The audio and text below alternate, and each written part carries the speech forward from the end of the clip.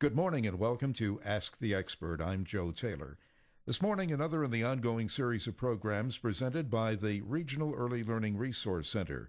The program, through the Northwest Institute of Research, oversees a grant from the Office of Child Development and Early Learning at the Pennsylvania Department of Human Services and the Department of Education. The goal of the program is to improve the outcomes for young children as they prepare for school. John Posa from the Early Learning Resource Center is the host of the program and is with us throughout the series. Good morning, John, and who do we have on the show this morning? Well, good morning, Joe. Hey, I'm so pleased to welcome back a friend and colleague who has been on the program before, Barry Wiestling. Barry is the Early Education Advisor, and he is the PA One Book Coordinator for the Office of Child Development and Early Learning. Welcome to the program, Barry. Thanks, John. I appreciate you having me back on again to talk about the Month of the Young Child and our new PA One Book program. Yeah, glad to have you back. Let's talk about, for folks who may not be aware of what PA One Book is, it's technically the full version is called PA One Book Every Young Child. Tell us a little bit about that and how important that is for early literacy.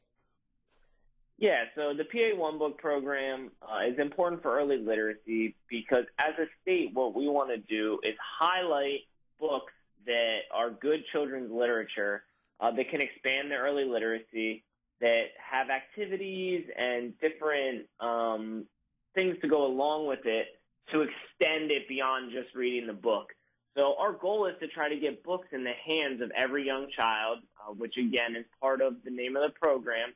So the goal is to get these books into the children's hands and into the homes so that parents can read to them, so that kids can read on their own, so that they have exposure to words and exposure to books at a very young age. Yeah, so true. And this year, for 2019, actually was a first because we typically in the past, the state selected one book, one particular book each year. This year, two books were actually selected, one geared more towards preschoolers, which is similar to what the one books were in the past. And that selection is called Not a Box by Antoinette Portis. And the second book that was selected is called Barnyard Banter, and that is by Denise Fleming. So let's take both of these examples, these one books, Barry, and talk a little bit about them. I actually have the Not a Box book right in front of me by Antoinette Portis. It was actually also a New York Times Best Illustrated Children's Book. Tell us a little bit about what this book is about and what the whole underlying theme was for kids. Yeah, so Not a Box was selected. Again, like you said, it was a New York Times best-selling illustrated children's book. And the reason it was chosen was we thought that it had a lot of extension activities that could go along with it, and it really encourages children to be creative. So throughout this book, we have a child who is playing with a box and talks about all the different things that he's imagining with the box, right? So at one point he's in the box, and someone asks, "Why are you sitting in that box?" And he says, "It's not a box," and then there's a picture of him imagining it as a race car. So the extension of this book is really that you can take something so simple, and it doesn't take these nice, new, shiny toys. You don't need to spend tons of money on the latest and greatest technology. It's something as simple as a box. If you have a child who's creative and you're encouraging them to think outside the box and to use what resources are available, that there are so many opportunities for children to take something simple, such as a box, and extend it in their play and use it in many different ways that can be exciting to them.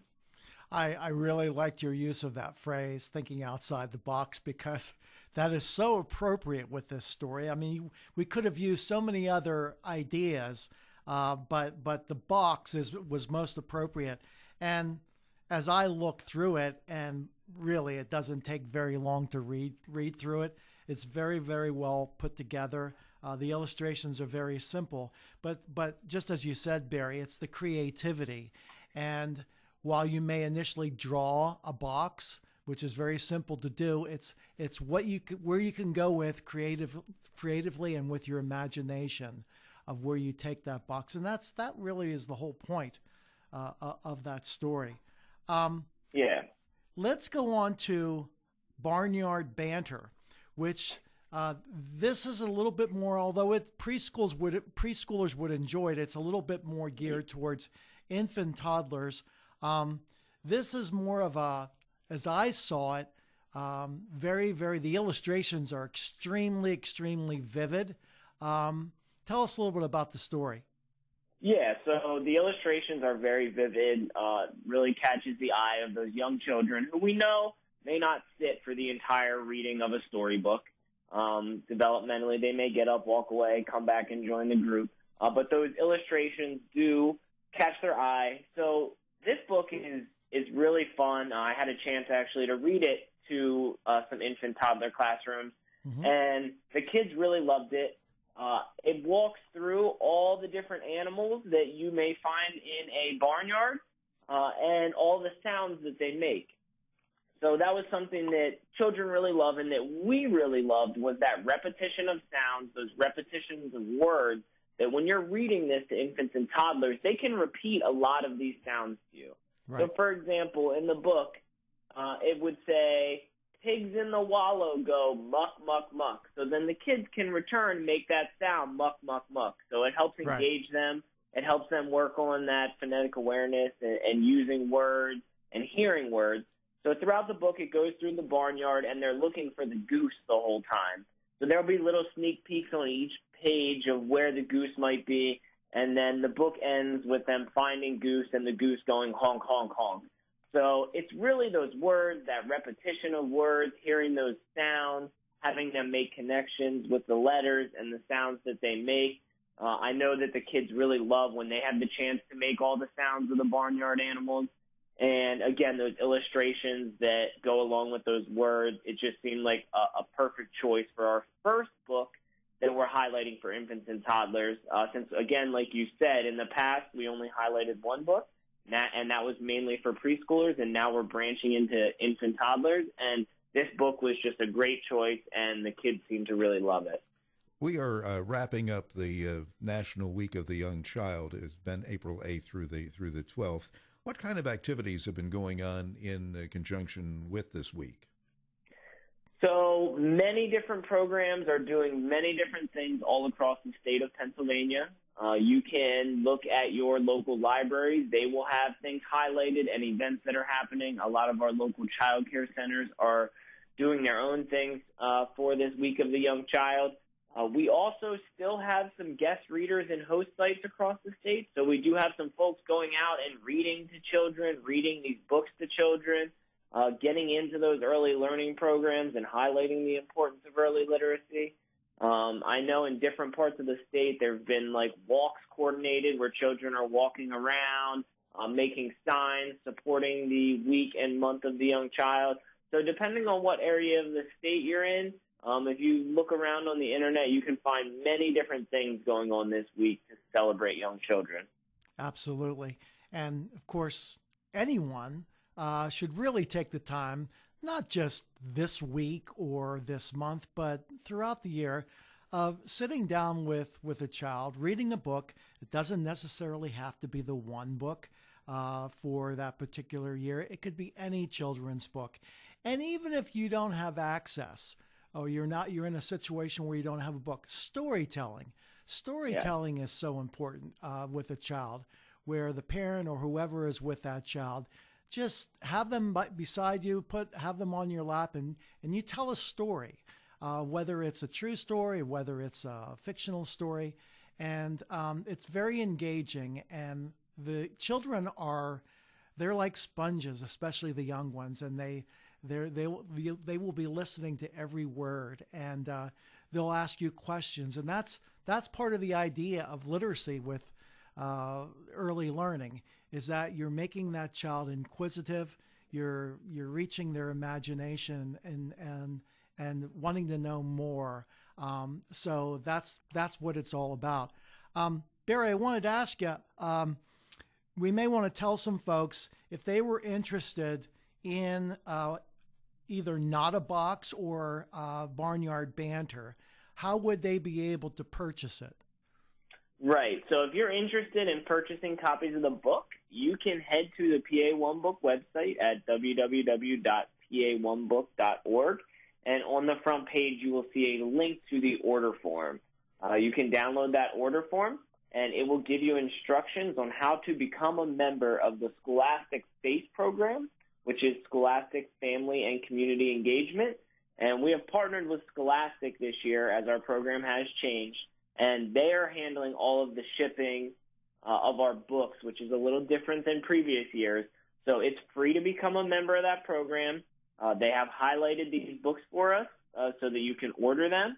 And once you become a member of that program, it doesn't mean you only have to buy these PA1 books. You then have access to thousands of titles at a very discounted rate. So that's another big highlight of this program as it moves forward, is that now when you become a member of that Scholastic Space Program, you have access to thousands of other titles at a very discounted rate, so that if you're interested in purchasing them, you can get many different good children's books, and it's very cost effective.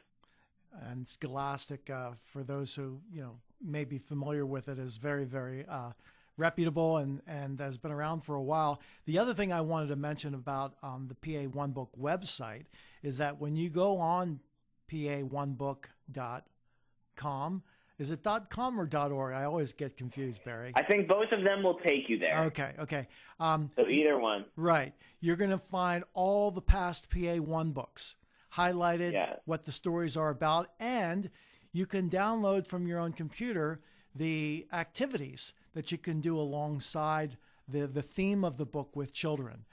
Those are free, and those are just as important as just reading the story itself. It's all the other activities that help children that go along with the book.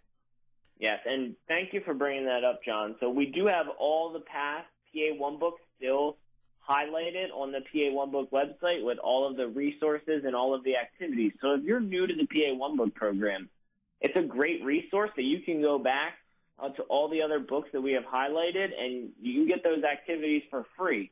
And the great part is that all of these PA1 books are still available at all of your local PA libraries. So if you are new to the program and you say, man, I really see an awesome book that they did 6 years ago, how can I get that book? Well, if you go to your local library, they should have it in stock for you to check out so that you can use those resources along with that copy of the book.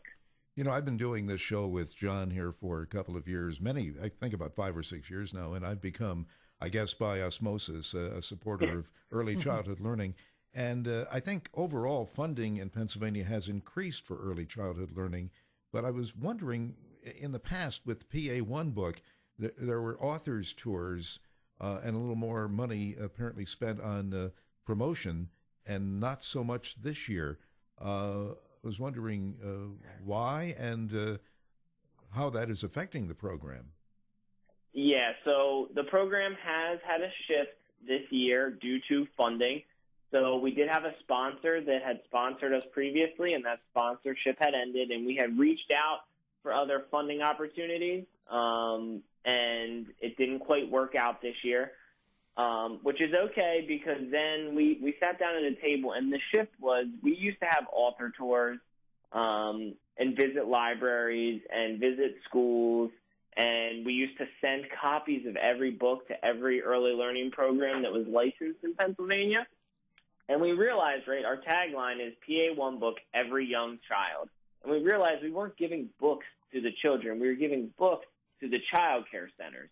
So, yes, they were being read to the children, but our goal now is to get these books into the homes and into the hands of families so that they can be reading at home to their child instead of just having the early learning programs get the books and do the reading. So the program has shifted, and what we've done is partnered with our early learning resource centers So they're all familiar with the program, and we have continual meetings, and we're kind of putting it into the community's hands because they know how the program best fits the needs of their own community. So we have some early learning resource centers that are providing books to all their early learning programs. We have some ELRCs that are handing copies of these books out to any parent that walks through the door looking to find a program for their child to enroll in as a, hey, thanks for coming in. We appreciate your interest. Here's a great book that you can take home and read to your child as well. So many of our programs are using them in many different ways. We have some of our early learning resource centers going out and trying to make connections with local businesses to support the funding so that they can buy and purchase books. So we're seeing that shift of the state just kind of handing them out and highlighting the author to, okay, the communities are really getting out there, really promoting the importance of early literacy, making those connections, trying to connect to their local communities so that those businesses, some of those nonprofits are supporting early literacy within that community. So that's been the shift, and our goal is to get these books in the hands of the families so that when they're at home, that child at least has some type of book in the home that can be read to them or that they can read. Absolutely. And for instance, in Northwest and Central Pennsylvania, which are regions 2 and 1 of the Early Learning Resource Center, the one in Region 2 is based in Clearfield County. Actually, in Hyde is the Clearfield County League on Social Services. And of course, the sponsor of our program, Northwest Institute of Research, is the entity that oversees the Region 1 Early Learning Resource Center, and that's based out of Erie. I can tell you that in those two resource centers for Regions 1 and 2, they have worked out arrangements with their folks and within their community to get the books into the hands of children. And so, Barry was spot on when he explained the focus is to make this more of a regional and community concept in partnering with local organizations. Of course, libraries, as we all know, are a key part to all of that as well. And so you'll particularly see, not just this week or not just this month, but all year really, various activities, early literacy activities that libraries do with children play such a vital role.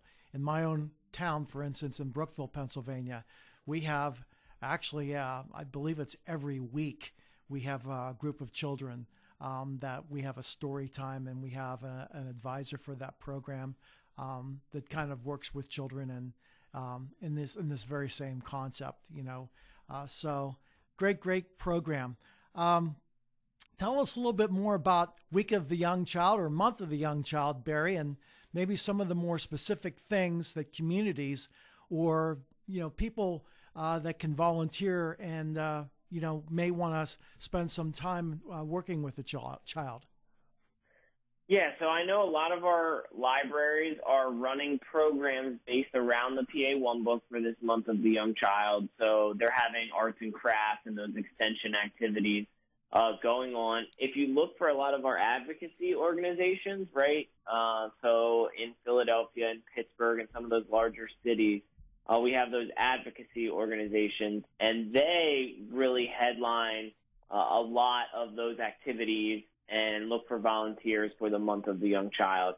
So DeVacy, which is now known as First Up, and in Pittsburgh we have Trying Together. So those are some big organizations that you can reach out to or look into to find out what's going on in their local community and what they're highlighting for the week or the Month of the Young Child. John and I both belong to a writers group, and we have in the group aspiring writers of children's books, and I understand there's some money to be made out there. It's a big market. So how is a parent to know what qualities to look for in a children's book that makes it a book that will be more than entertain the child, one that will teach her or him something of value? Yeah, so when looking at a children's book, we try to shy away from the character books, right? You see a lot of the Disney characters on books. They're trying to grab children's attention based on TV shows. And a lot of those, the plot just isn't there. They're trying to make books that the pictures entice children, but the plot and the themes in it are not very strong. What you want to look for is a book that has very vivid and nice illustrations. You want books that are using words that are on the child's level that they can understand. You want to read through the book and see what themes are bubbling up and make sure it's a book that's appropriate for your child. Especially if you're looking at like infant, toddler, and preschool books, you don't want to find a book that's going to take you 10 to 15 minutes to get through, right? You want to find a nice short book that can engage the child, that has great pictures, that has great themes throughout it, that uses words that are familiar to them, you can sit down and read through without taking a lot of time to where the child becomes disinterested in the book. Absolutely. And, picking up on that, when you also read to a child, you also do not have to just speed through it and get to the end. I mean, the idea is to maybe stop for a second and make sure the child is absorbing what has just been read, but also prompting the child maybe with questions, or allowing the child also to ask questions, or actually to point and make observations that they see in that particular setting or in that particular part of the book. Right, Barry? Correct. So, and that's something that's great about the two books that we have chosen, right? So for Not a Box, they'll give you a little bit of a hint, and then the children, right, something they love to do is make predictions, right? Right. So when they see these patterns, right, both of these books have patterns. He's standing on a box. He's standing next to a box. Well, what do you think he's imagining? What do you think's going to happen next? What do you think he's making out of the box, right? And same for Barnyard Banter. I might say, the cows are in the pasture. What sound does a cow make, right? Relying on them instead of just reading the book to them, having them make those predictions, having them think ahead. So these are both great books that allow the children to be interactive, that you can stop and pause and ask what's coming up next. What else would you make out of a box? What other animals would you see in the barnyard? What sounds do those animals make, right? So like you were saying, John, extending the book beyond just reading it to them and really involving that child while you're reading, so that they are actively engaged and they feel like they're participating in the reading of the book. Right. And with Barnyard Banter, the other thing that they were basically playing hide and seek with the goose. Correct. So, I mean, it gets the, when the prompt question in there is, where's Goose? It prompts the child to look at the pictures, look at the vivid illustrations, to find out where that goose is. So, yeah, I mean, that makes it all the more fun, because what child doesn't like playing hide and seek? Correct. Yeah. We have 1 minute left, Barry. I just wanted to close by thanking you so much for being on the program. I mean, I am very fond of the PA One Book program. Most people know that. I've got every past book in my collection at home. They're all in hardback. And whenever I had the opportunity to meet the actual authors, I had them sign the book. So I just think it's a great program. It's a great marketing tool for literacy.